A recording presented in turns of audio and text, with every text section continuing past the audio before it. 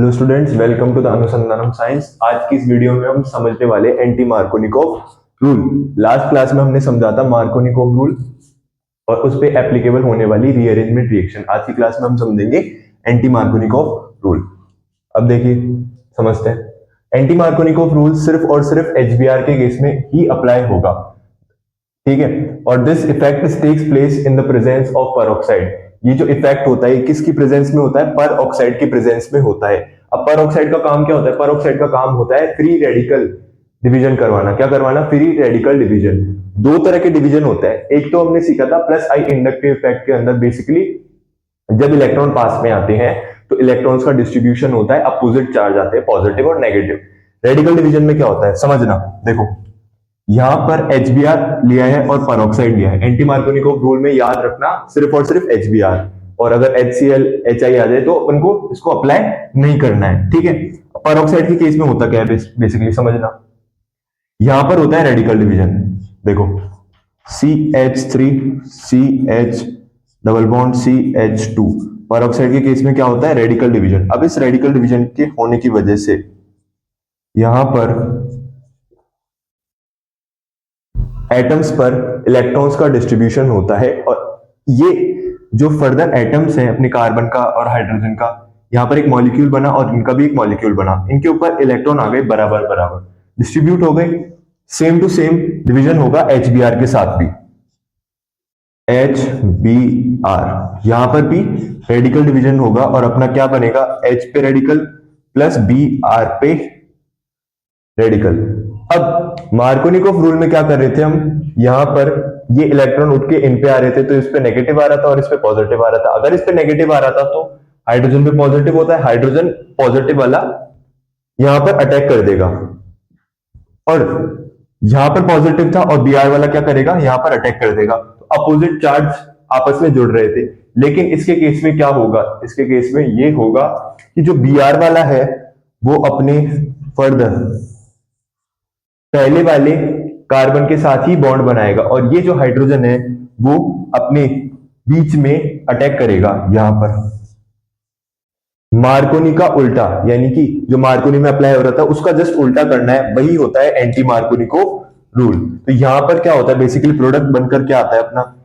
CH3 single bond CH, और यहां पर अपना हाइड्रोजन जुड़ जाता है, और यहां पे CH2 पे Br।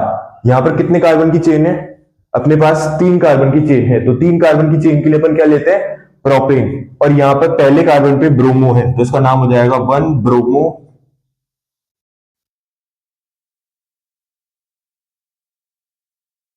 प्रोपेन। इसका नाम क्या हो जाएगा? 1 ब्रोमो प्रोपेन। देखो, अगला क्वेश्चन है अपना ये वाला। अब इसमें ध्यान रखना, यहां पर जो मार्कोनिकोव रूल लगेगा, मार्कोनिकोव रूल में बेसिकली क्या होता है? मार्कोनिकोव रूल में हाइड्रोजन तो इस पर अटैक करेगा और Br कहां अटैक कर रहा था? बीच में। लेकिन एंटी मार्कोनी में क्या याद रखना है आपको? रेडिकल डिवीजन होगा और Br कहां जुड़ जाता है? फर्स्ट वाले ग्रुप पे, और हाइड्रोजन कहां जुड़ जाता है? बीच में, ठीक है। अब देखो, कुछ नहीं करना, यहां पर बेसिकली CH3 CH CH2, और यहां पर अपना जुड़ गया Br और यहां पर जुड़ गया H, ठीक है। अब अगला वाला क्वेश्चन देखो, सेम टू सेम यहां पर CH3